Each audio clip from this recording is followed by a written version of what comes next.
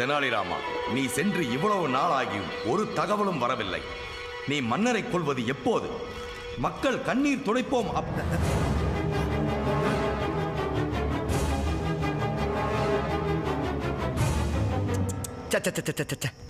அடுத்தவர் அந்தரங்கத்தில் அரை நுனி மூக்கை நுழைத்தாலும் அது அரச பரம்பரைக்கு அழகல்ல. இந்தா, இது உன்னுடையது. ஏன் தெனாலிராமா அதிர்ச்சியாக இருக்கிறாய்? இல்லை மன்னா, தாங்கள் என்ன அறைக்கு அதை கேட்கிறாயா? அது வேறு ஒன்றுமில்லை தெனாலிராமா. என் ராணியுடனும் குழந்தைகளுடனும் சேர்ந்து கண்ணாமூச்சி விளையாடி கொண்டிருந்தேன். ஒளிவதற்கு இடம் தேடி அலைந்து வந்த போது வரும் வழியில் இந்த அறை திறந்திருந்தது. உள்ளே வந்து பார்த்தால் நீ இருக்கின்றாய். என் குழந்தைகள் வரும் சத்தம் கேட்கின்றது. அதற்கு ஏன் மன்னா இவ்வளவு பதற்றம்? ஏனா என் குழந்தைகளிடம் நான் மாட்டிக்கொண்டால் அனைவரையும் தோளில் சுமந்து கொண்டு அரண்மனையை 5 முறை சுற்றி வர வேண்டும். அப்படி சுமந்து வந்தால் என் உடல் என்ன ஆகும் என்று சற்று யோசித்துப்பார். அட, வழி எடுத்தாலும் பரவாயில்லை. என் ராணிமார்கள் அனைவரும் கையை காலை பிடித்து அமைக்கி எல்லாம் சரி செய்து விடுவார்கள். ஆனால் அதனுடைய விளைவு 5 பிள்ளைகள் இருக்கும்போது ஆரம்பித்த கண்ணாமூச்சி ஆட்டம் இன்று 52 வந்து நிற்கிறது. இன்றும் நான் மாட்டிக்கொண்டால் 52 நாளை 82 ஆகி அனைவரையும் சுமந்து கொண்டு அரண்மனையை பல முறை சுற்றி வர வேண்டும். முடியுமா என்னால்? ஆகையால் இன்றைக்காவது நான் தப்பித்து ஆக வேண்டும். என் குழந்தைகள் வந்தால் மன்னர் இந்த பக்கம்தான் போயிருக்கிறார் என்று காட்டி கொடுத்து விடாதே தெனாலிராமா. நான் போய் வருகிறேன்.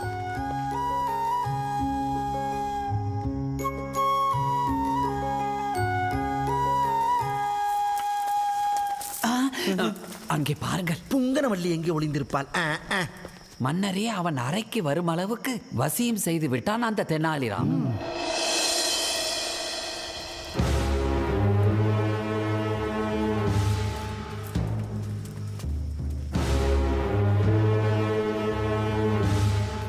தெனாலிராமா,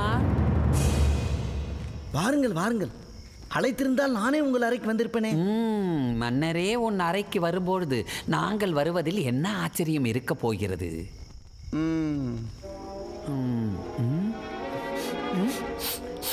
ஏதோ கருகும் ஆடை வருகிறதே. பொழுது போகவில்லை, நெருப்பில் விரலை வேக வைத்துக் கொண்டிருந்தேன். விரலை வேக வைத்தாயா? தெனாலிராமா, உம்மால் ஒரு காரியமாக வேண்டுமே.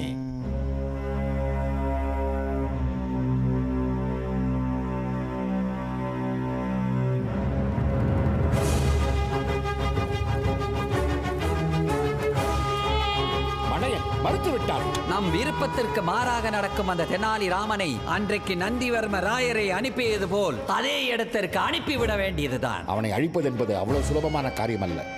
நாகநாதா, உமக்கு ஏதாவது வழிகள் தெரிகிறதா? அழிக்கும் வழிகள் 1000 எனக்கு தெரியும். அதை என்னிடம் விட்டுவிடுங்கள்.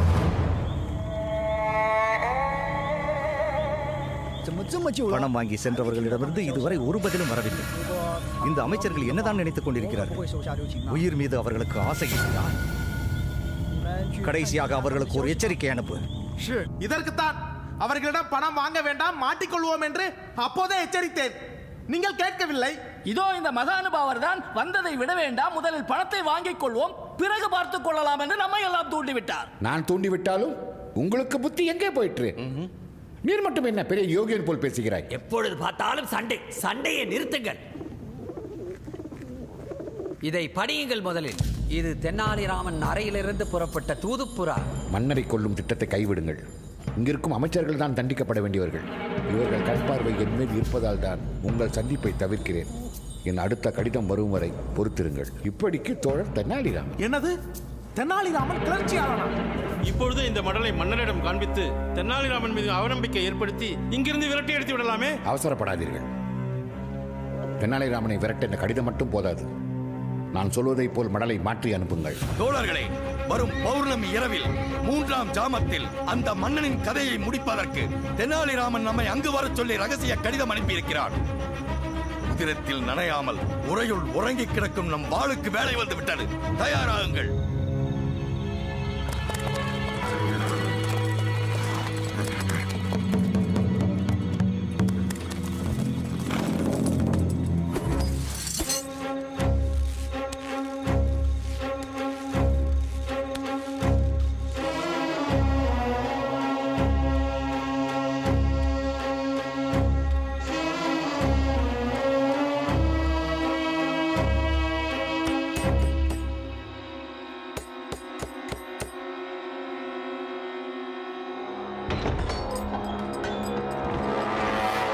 மந்திரியாரே, தங்களை உடனடியாக வந்து தன்னை சந்திக்கும்படி மன்னரின் உத்தரவு.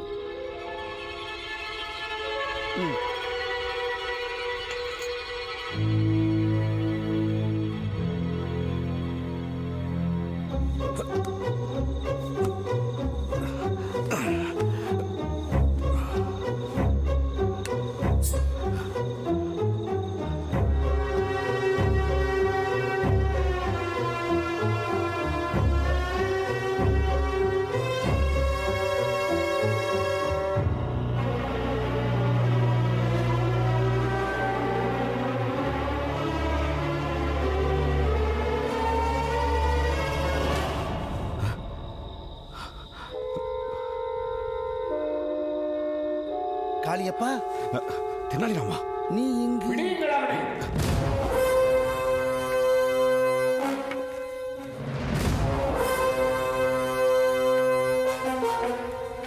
தெனாலிராமா, வர சொல்லிவிட்டு என்ன இது?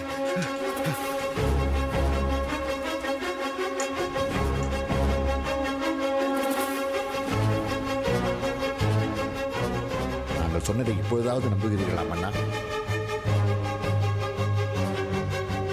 தெனாலிராமா, நீ கிளர்ச்சியாளனா?